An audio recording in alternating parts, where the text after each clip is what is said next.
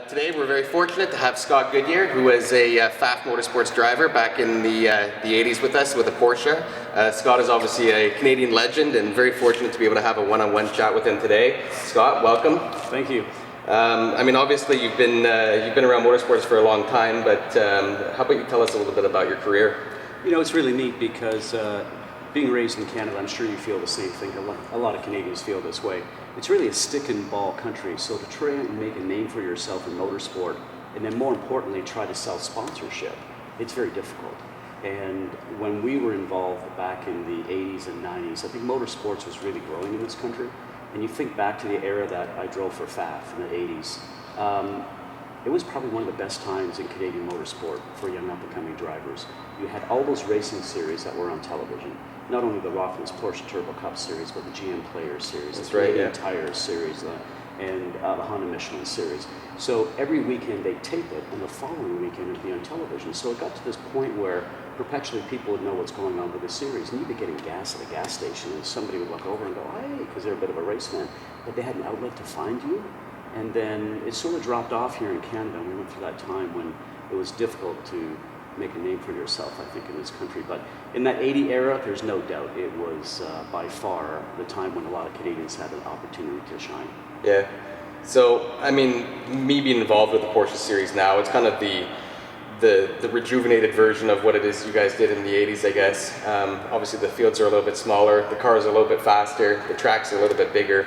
But for me to be involved with a single make series like the Canadian Porsche GT3 Cup Series, what was it like for you to run in the Rothmans Cup back in the 80s? Probably much like you. When it's a single mark series and the cars are really spec cars, it's really up to the driver. So I mean, for you to win the championship, it just shows that you're fast and you're consistent and you're a smart and thinking driver. And I think when you get involved in single mark series, when there's no big modifications, you know, unlike Formula One, it's not to say that Lewis Hamilton is not a great driver, but would he be a great driver if he was in one of the slower cars? You know, he wouldn't be able to show as well.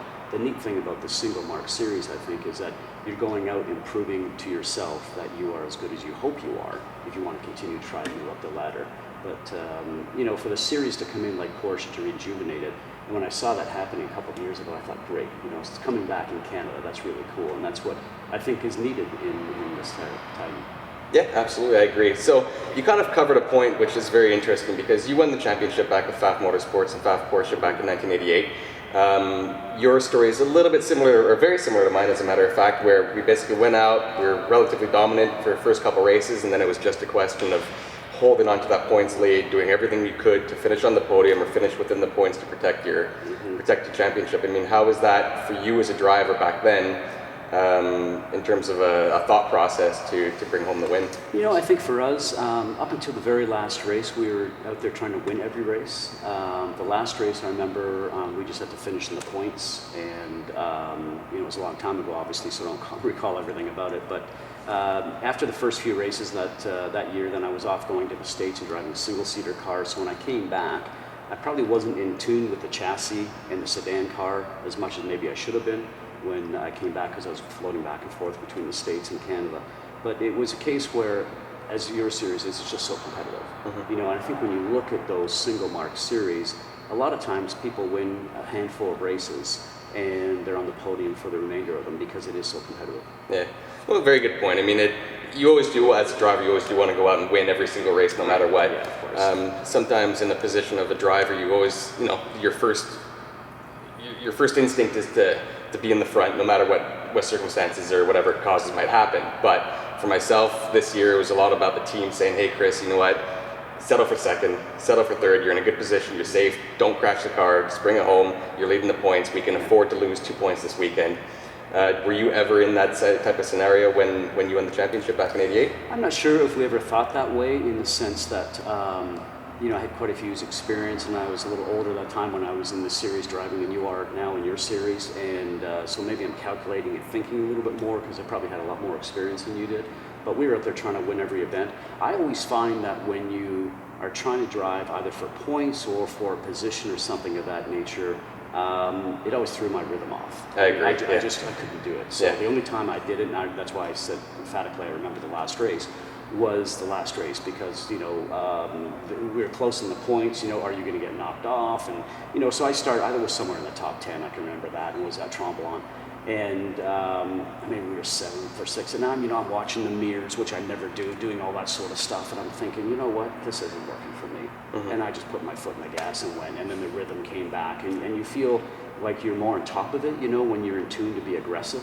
To me, to be able to be passive and just drive around wasn't working. So, but you know, it's interesting that, you know, team owners think one way, and managers think one way, and then drivers think another way. But when you say that, there's one thing I think that is very true today because of the points that you need to win a championship. And guys in the IndyCar series that I cover now are very smart with it. One of them is Scott Dixon. You know, if he has a third place car, he's definitely going to get third place points. Will he try to get higher? Absolutely. Will he extend himself? I don't think so. Right. You know, and a lot of those guys are very smart with that. In the IndyCar series right now, we have a lot of guys that are veterans, so they're really thinking a lot. You don't see these big crashes.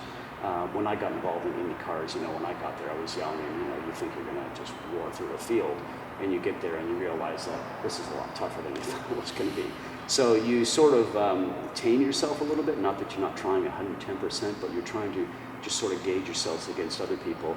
And you know that for me, when I got involved in the IndyCar series, and there was Fittipaldi's, Ray Hall, Unser's, Andretti's, and all that sort of stuff there, that, you know, a couple of laps left to go, if I wasn't clearly being able to pass somebody, I wasn't stuffing in the turn and hoping for the best, because if I did, you know, here comes this young Canadian coming out and taking out one of the legends, so it wasn't going to work very well. Right, yeah, of course. Yeah. So, I mean, obviously everybody knows you're so famous for having the closest finish in the Indy 500. I think that still stands to this date, I believe. It does, actually, yeah. Everybody says you never remember who came second, but in this case I think we all do, and we will never forget it. I mean, I'm sure it was a tough pill to swallow, but still a remarkable race. I've seen it a couple times now, and, you know, I mean, that was way before my time, but even then on highlight reels and, you know, looking at YouTube and so on, I mean, I've been able to relive that moment, I guess, so to speak, relive that moment with you. But that race really stood out, but the one that really stood out for me as a young driver and growing up as well was the 1988 Mont Tremblant race, where you started in the back of the pack and you made your way forward and you're dicing through traffic and then fell back again and moved your way forward again. That was like a standout moment for me. For me personally, I feel that was a cooler race than the Indy 500. You know, I'm not sure if I've ever been so mad in a race car in my life. And I applaud what the series was doing back then from the standpoint that it's a single mark series. The cars are box stock. Obviously, there's some people that are trying to skirt the rules, no doubt. But what they were doing was when you would arrive at the track and you go through tech inspection just before qualifying, they would give you a black box to put in the car. So you'd have a black box that you could drive around, you could test with, but they had their own black boxes for the series. So when you arrived at the track, they gave you their black box to put in your car to make sure nobody was monkeying with the car whatsoever. Great rule. When I went out to qualify, and they had given me the black box, I went out there, the car wouldn't go over 3,000 RPM. There was something wrong with the black box. I don't know if it was a transport box or whatever it was, you know, to get cars in the trailer. And I went out there and I came into the pit lane. The guys were looking underneath the hood. I go back out. Qualifying's over. We come in. We go, what in the world's going on? They're looking at the vehicle. And then finally understand that somebody came along to look at this box from the Porsche series and looked at a dot or something that was on it and go, oh my gosh, that's the wrong box. Oh, nice. And I'm going, okay, well, great. And I go, well, do I get to go back out and qualify? And they go, oh, no, qualifying's over. And I'm going, well, no. I mean, if I went out to qualify and drove off the track, that's my fault, and I should be starting at the back. But if I go out there and you guys have made the error in your procedure, at least give me one lap. I just want to go around once, take the green flag, finish one lap, give me the check, I just want one lap. And they wouldn't do it. So I started 24th or 5th, I can't remember how many cars were in the field that day, so dead last. And, you know, and you're fighting for the championship. And, you know, that was a day that there was no looking in the mirror, it was just fully aggressive.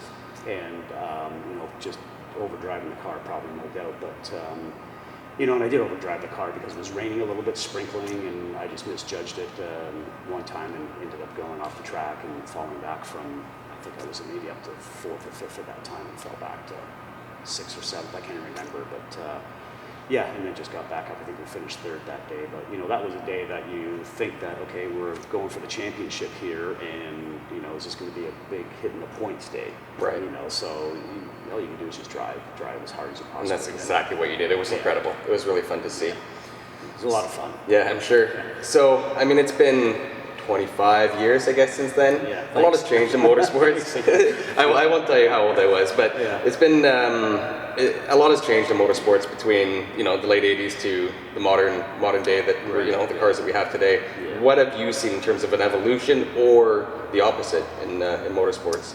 I think the cars overall are better. There's no doubt about it. Not only obviously from a technological point of view and a manufacturing point of view, but a safety point of view. There's no doubt about it. I mean, I'm sitting here now just looking at the roll cage and the nets that you guys have in it.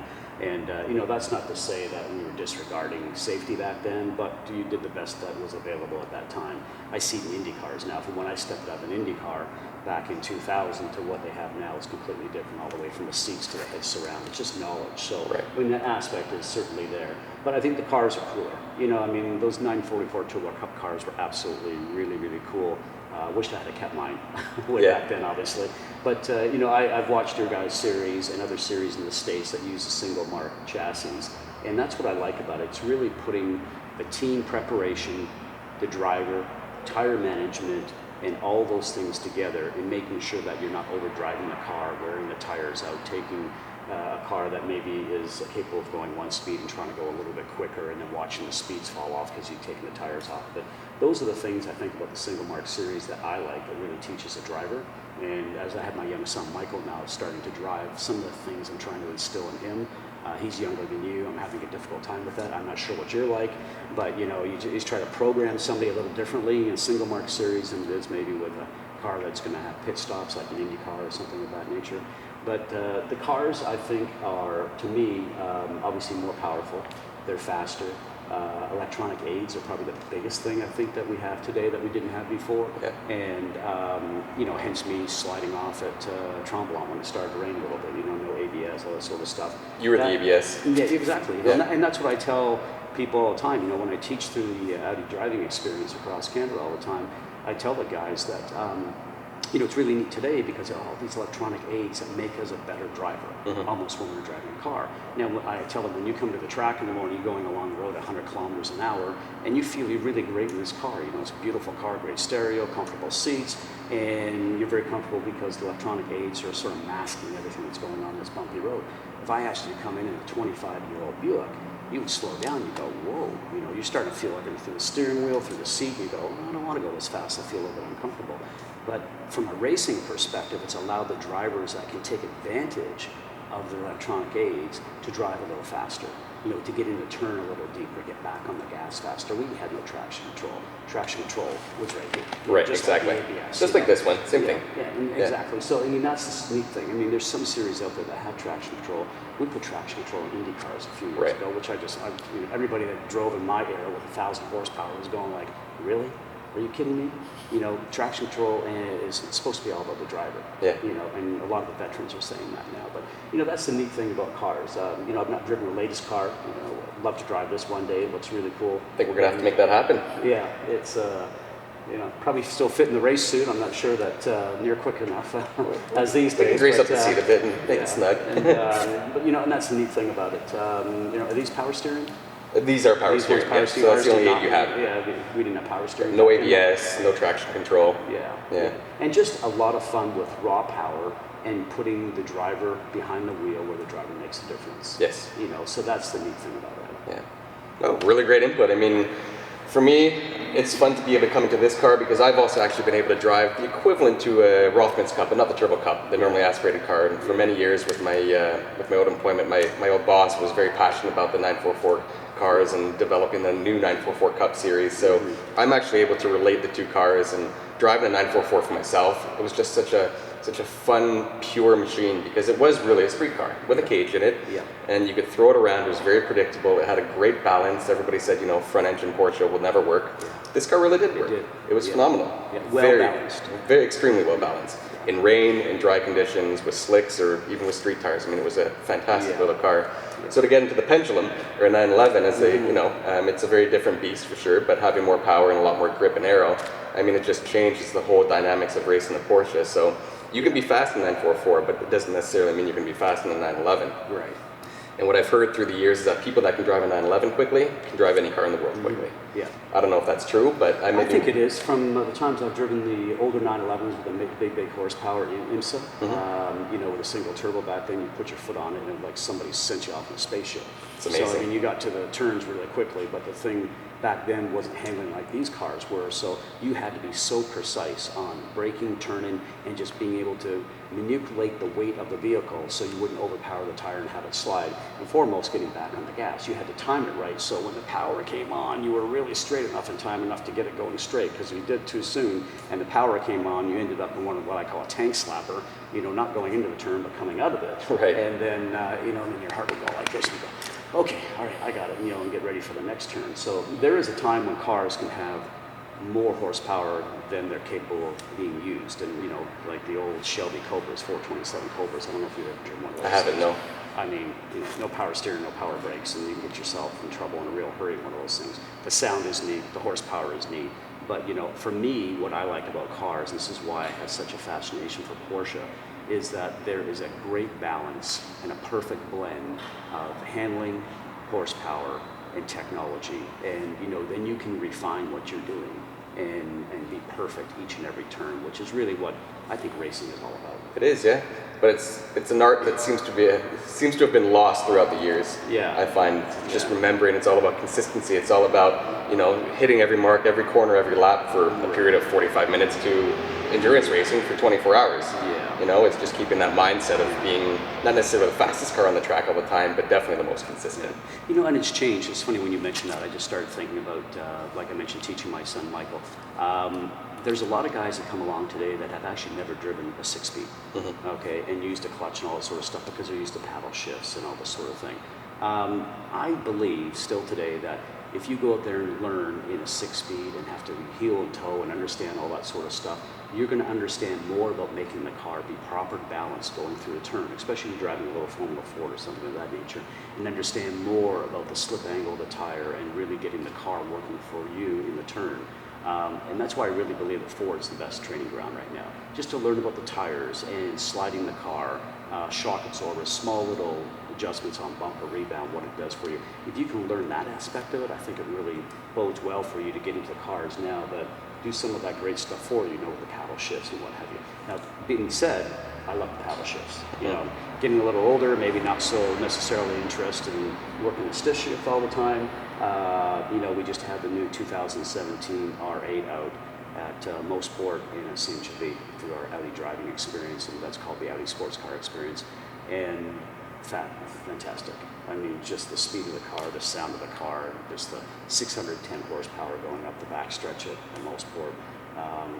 Even as a retired race car driver, I'm just still fascinated with cars.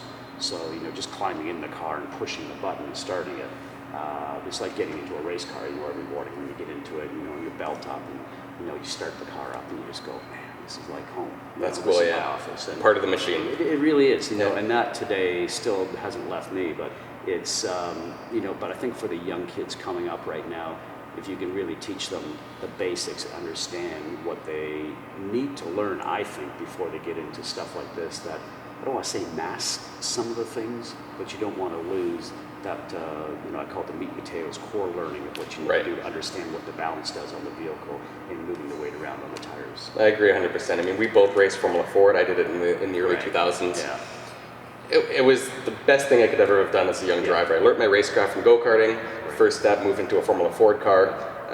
Had a very successful first season, but just going through the gears and being able to heel toe, and just the motion of actually physically going through the 4 speeds that the transmission has. I mean, it definitely helped me grow as a driver, but it also helped me learn to multitask. Yes. Do multiple things. In the go-kart, fine, at the time you're playing with your needles and you're choking the airbox, and you're braking, but you're just using 2 feet to brake and go, brake and gas. But in a Formula Ford, I mean, as you said, it's just modulating, being able to use the car to its maximum benefit by, understanding the way the tires work and just pure mechanics of a vehicle, no aerodynamics, no sequential box. I mean, it was just car and driver, and the driver really did make a big difference back in the Formula Ford days.